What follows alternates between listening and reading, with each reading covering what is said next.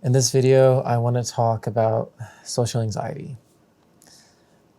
For as long as I can remember, I've dealt with a lot of social anxiety. But in aspects of like going out by myself, I think at some point, if I went grocery shopping by myself, I would be highly anxious. I would feel like people were watching me, people were judging me. I would feel like I was doing something wrong. And it's been that way for a while, but I don't remember it being that bad. And it could have been like after COVID and the pandemic that maybe got worse.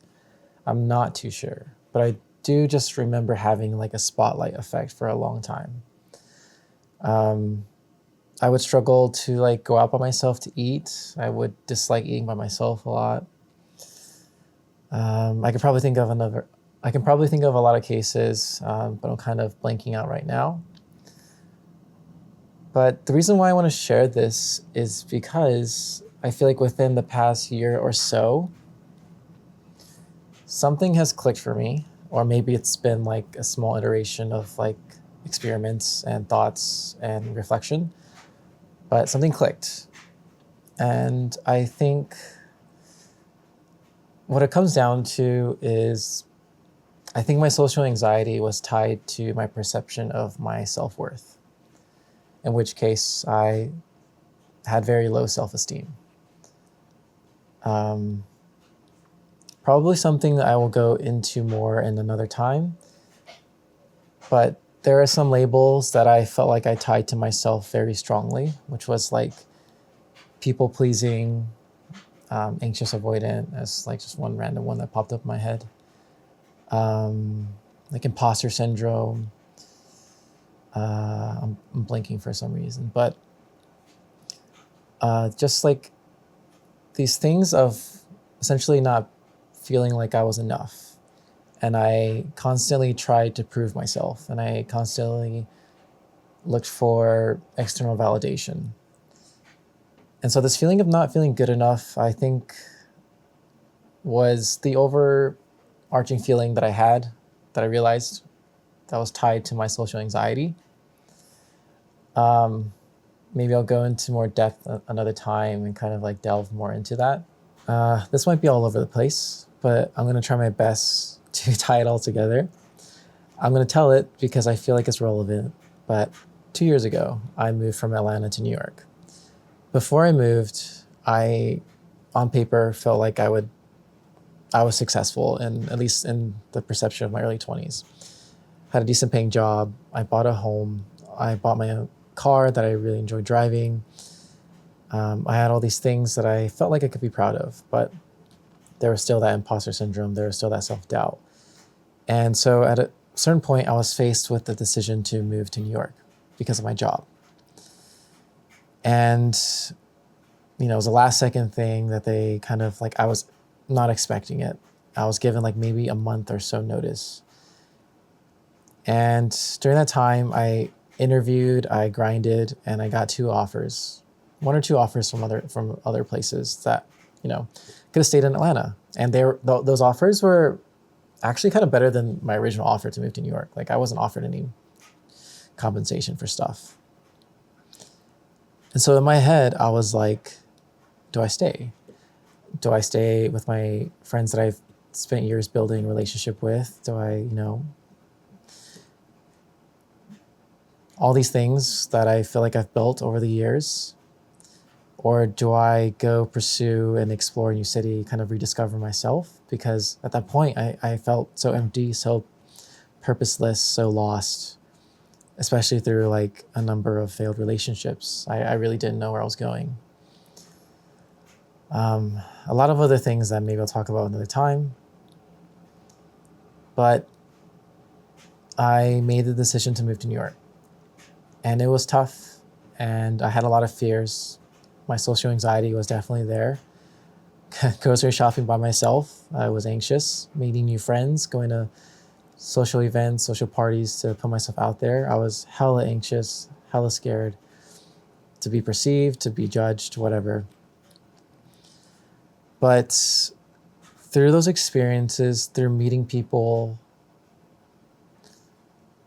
kind of like asking questions to myself and then finding out for myself. At a certain point, something clicked. I thought to myself, like, there are all these people. Some people have like amazing jobs, careers, circumstances, and they're so happy. But in other cases, like, they're so upset, they're so tied to their thing, they're so like angry, they can't, they're like, they just seem so unhappy.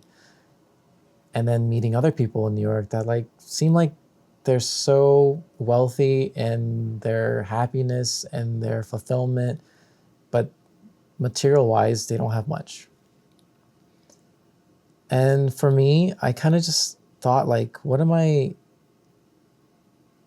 scared of? Like, what am I truly scared of?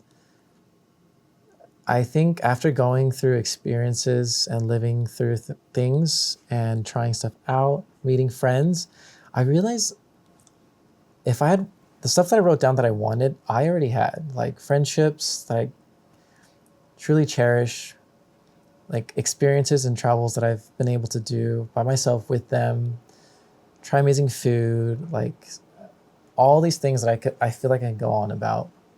Like, I already have all of this stuff. What am I scared of? And like, what do I have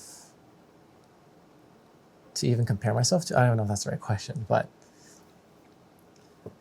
essentially all these things I already have that I am so grateful for and so happy to have. And in that moment, maybe not just that moment, but several of those moments, that's when it clicked for me. And suddenly my perception of self-worth wasn't tied to, am I enough? It was kind of just, I have enough, I am enough. And a lot of that weight has shifted off. And I think due to that, I felt so much more empowered and fulfilled in my life. Empowered to do the things that I want, empowered to appear stupid, to like not to make a fool of myself, to try things because I want to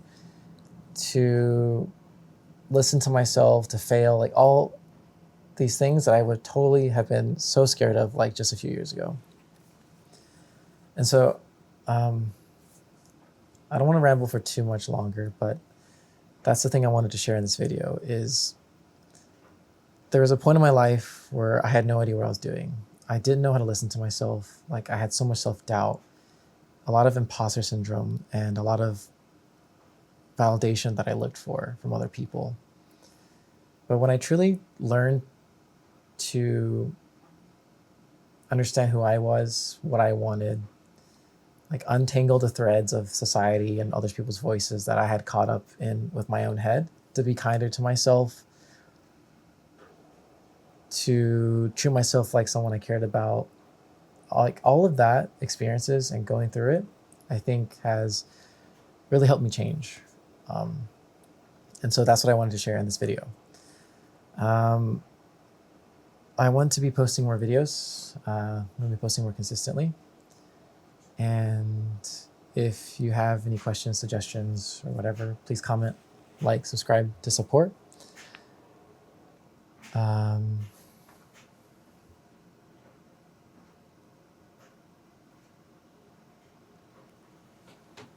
See if there's anything else.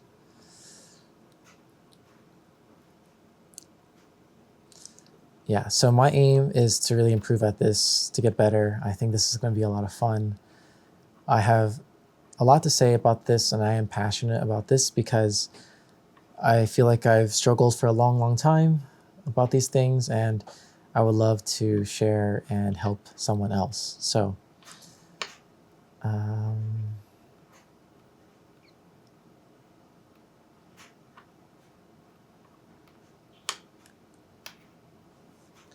for anyone that is feeling lost or feeling empty or feeling hopeless, confused, I hope this gives you solace. I hope this gives you a bit of comfort and a bit of support. I believe in you. You just have to believe in yourself. And if there's anything scary, if there's anything that makes you anxious, try to sit and understand why and go after it.